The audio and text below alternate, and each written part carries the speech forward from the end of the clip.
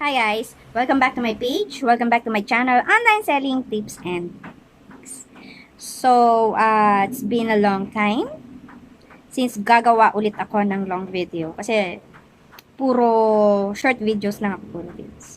So, for today's video, magre-react lang ako doon sa isang seller na nag-order ako ng notebook para ibenta din sa shop ko sa Shopee.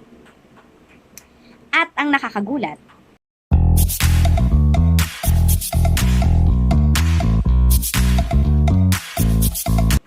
nakakainis yung pinadala niya.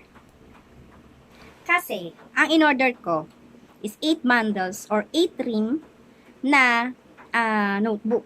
So, sa isang bundle ng notebook, 10 ang laman. So, 8 bundles. So, that's 80. Anong pinadala sa akin? Ganito yung pinadala sa akin.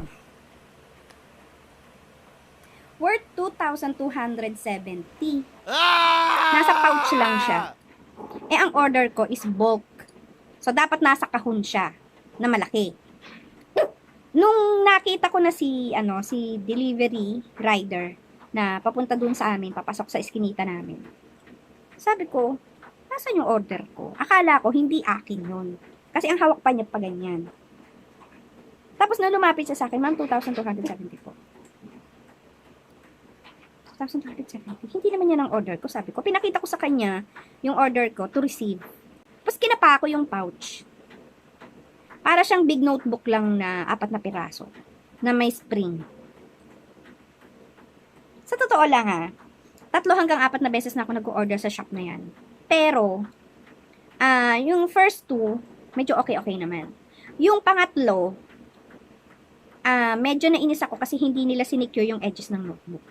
Okay sana Okay yung ratings nila maganda. Ewan ko ba, pagdating sa akin, kung hindi mo sasabihin na i-secure yung edges, lagyan ng karton, lagyan ng bubble wrap, hindi nila gagawin. Tapos ngayon, eto naman.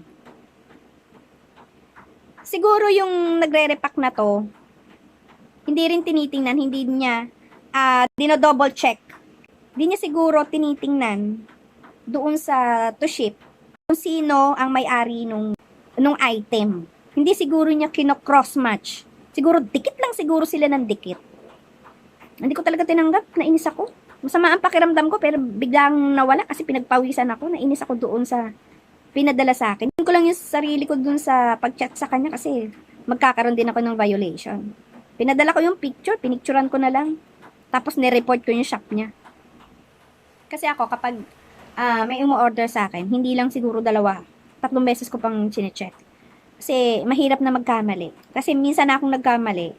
Syempre, papadala mo yun. Magre-reklamo sa'yo yung seller mo. Bakit ganito yung pinadala? Recent, nagkamali ako ng padala.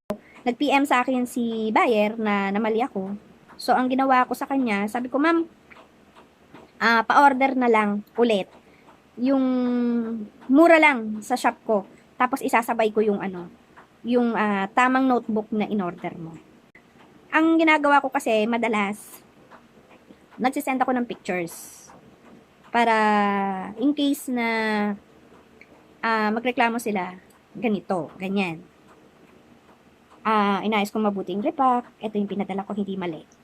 So, sending pictures to buyers, importante yan para in case na magkaroon ng issues, magkaroon ng problema, meron kang proof na tama yung binigay mo. Kasi minsan yung ibang seller, kahit na minsan kasalanan nila, video nga minsan ang hinihingi nila Ako, picture lang.